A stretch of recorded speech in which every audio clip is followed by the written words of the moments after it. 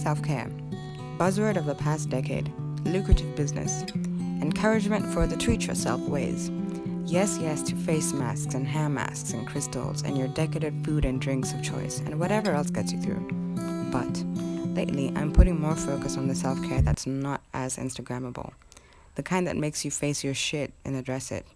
The no BS kind.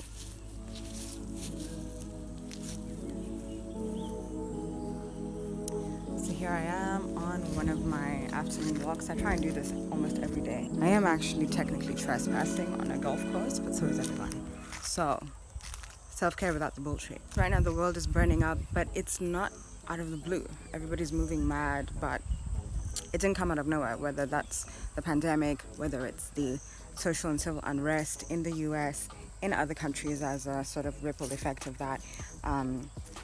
It's all come from somewhere, and it's one of those things you could have been intentionally blind to it. You might not have understood the intent.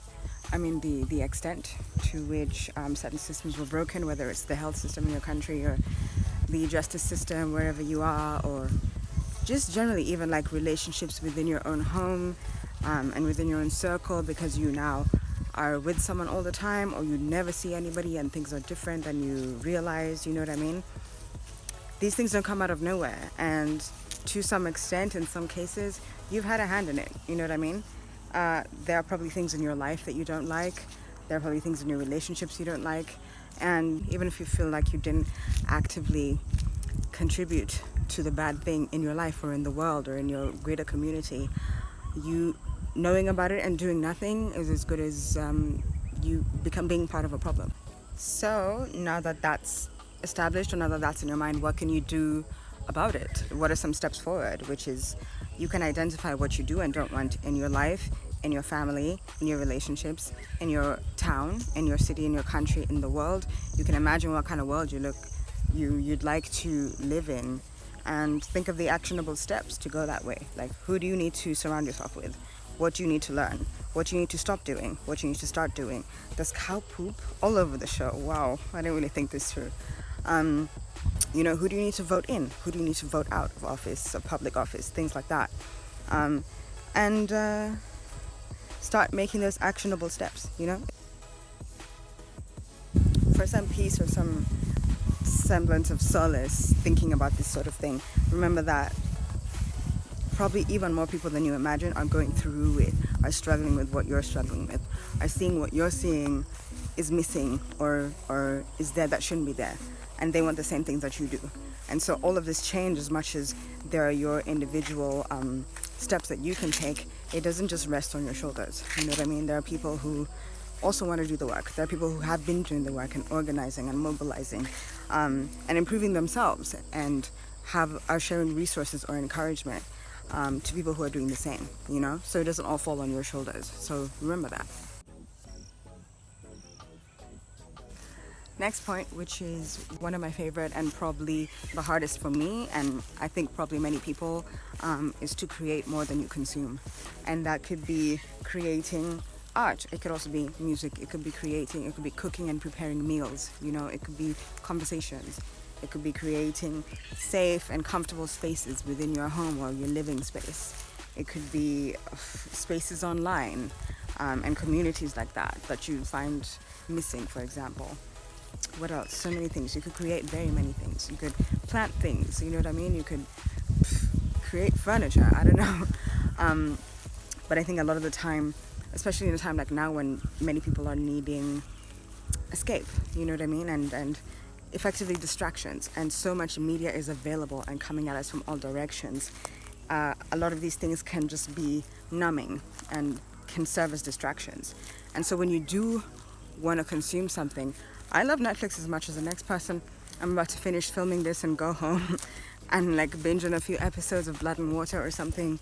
But a lot of this media, if you're not careful, can just serve to be a distraction, or can be numbing, or sort of I don't want to say dumbing you down, like TV makes you dumb, no. But what I try and do, which is hard because it's just everywhere and it's very easy to forget, is to just consider, okay, before I watch or read or look at this thing or follow this person, is it one, true or honest? Two, is it making me truly happy? Is it really giving me joy and not just again, like numbing me, you know what I mean? 3, is it inspiring me at all? And I find that at least those 3 things are a good start to sort of think about, if I do have to consume something, is it those things? Is it adding to me? Is it filling me up or not?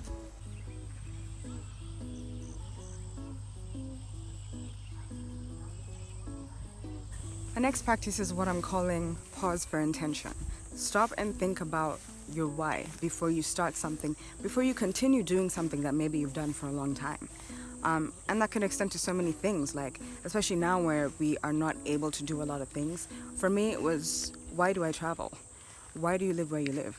Why are you with the person that you're with? Whether that's friends, or it's a romantic relationship, or it's a marriage. Why do I eat this? Why do I do this exercise? You change and evolve, you're allowed. And sometimes your reasons just might not be relevant anymore.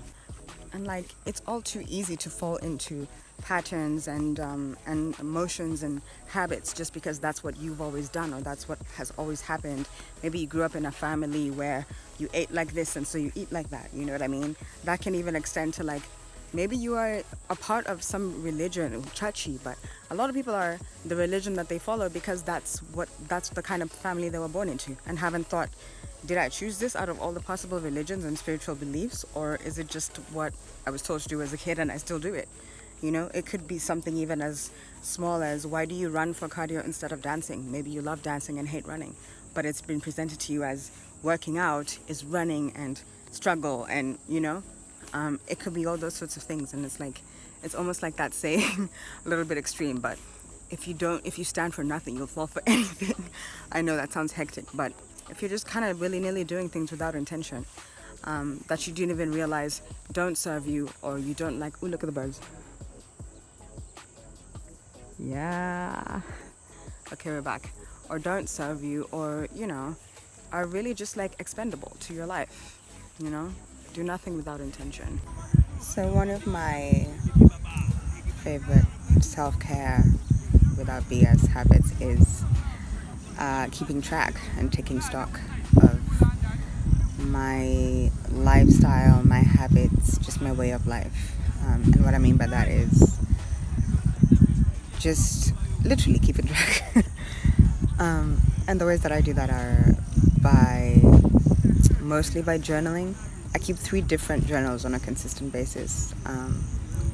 One is a dream journal.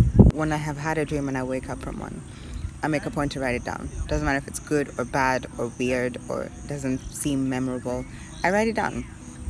I've done that since about December of last year.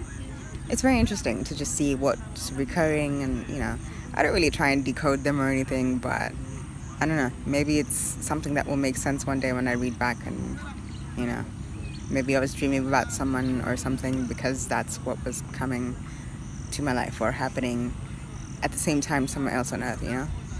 And then my second one is my gratitude journal. So I try very hard every single day when I wake up, either just before or just after meditating, usually after, I will just write down a bunch of things that I'm grateful for. Small things, big things, whatever. If I can't think of anything, it's literally, I got a full night's sleep, or my dinner slapped last night, you know. And when something is more on my mind than that, then I will just do like a stream of consciousness session. I will just start writing whatever's on my mind and just continue writing all my thoughts. And it's one of those things, like, you'd be surprised how quickly you'll forget how you were feeling last week or 2 months ago or 6 months ago, and where you were. And it's one of those things I find it really great to just see how far I've come in certain respects, in terms of how I'm feeling, in terms of how work is going, you know, in terms of things I was trying to achieve or to beat or whatever. So that's number 2. And the third one is my moon journal. So I mean, it's a bit woo-woo for some people, but every time there's a full moon and there's a new moon, I kind of just write down things I've been grateful for the past 6 months, because usually what happens is if there is a full moon in one sign now, so say right now, I think the next full moon is in, I really don't know. So say, just as an example, say the full moon in Taurus is today.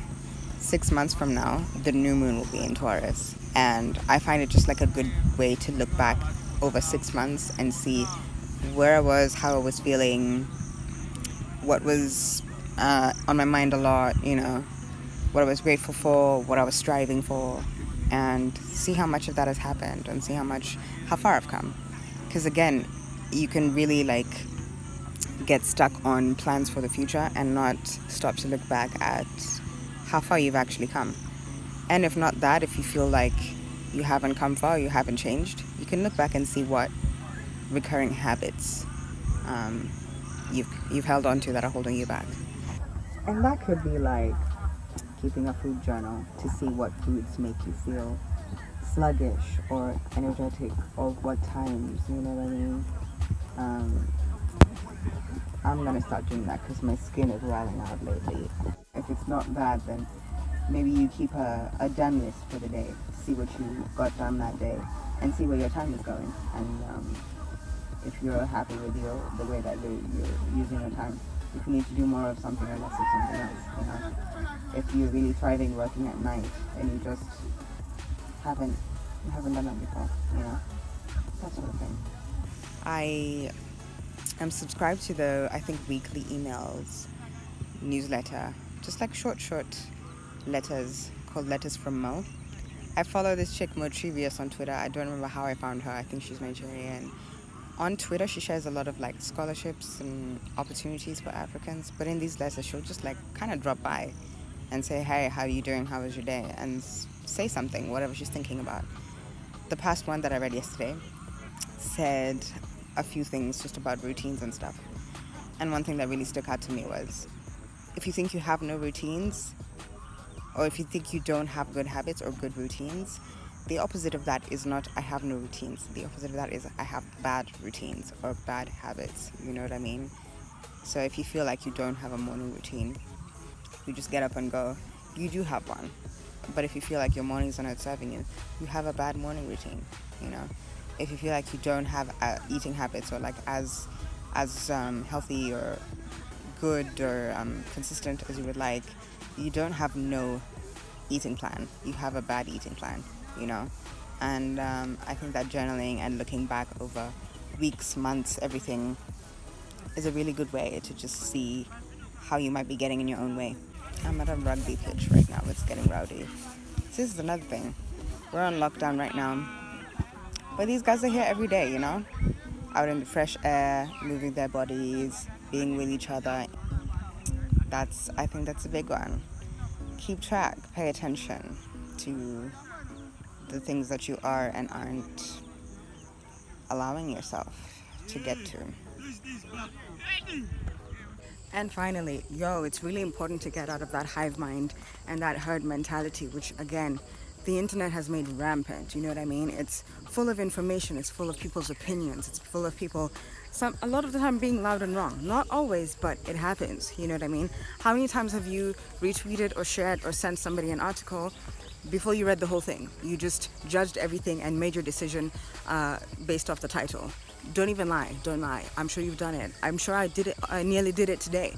And then I decided to just save it before sharing it, or at least to click on the link and see if there are any comments of people with more information or with accurate information. You know what I mean? It's really important, I feel, to give yourself the space, the silence, the time to process things, to think for yourself, to make your own decision. Even before all of that, to find out accurate information so that you're able to form opinions and viewpoints, to listen to people with different viewpoints from yourself. Often, again, with the internet age, there are a lot of people who are out to be a whistleblower and call people out and outrage sells. And that's the thing that gets most attention. And so people start to crave that, and they'll do anything to shit on someone. You know what I mean? They'll do anything to try and discredit someone or to be that person who's dragging somebody. And sometimes they're not even correct. Sometimes they're doing that unfairly. Not always, but sometimes it's just an unhelpful thing, and it is very easy to get swept up in that and be on there in the comments drag him or drag her. But A lot of the time, so many PR messes could have been avoided if people just stopped, found out the facts, found out the background of maybe the person doing something or the person saying something or whatever, and made their own decision instead of jumping on a bandwagon. Rid of this herd thinking, get rid of groupthink. Think for yourself once in a while. And I think that silence is really important for that, whether it's meditating, whether it's taking breaks off of social media and the news as a whole. You know what I mean? It's not even just about social media. I think by now we all know how much even just like mainstream media is manipulated. Whatever country you're in, whatever language you're hearing and reading it in, you know? You can take breaks. You can find different sources of information. Question everything and everyone, even people that you know and respect and trust as enlightened people or sources of information. Question them still, like get a second or third opinion. Go somewhere else and see if that sort of information or fact finding matches up. You know what I mean? Hive mind will kill us. It'll ruin us. It already is kind of a little bit. Anyway, that's my little spiel, rant over. I would love to hear your thoughts if you do any of these things or if you do other things as self-care without BS. Please do hit like and subscribe if you enjoyed this video and would like more of this, and share this with somebody who you think needs it. As always, I will talk to you in the comments. Bye.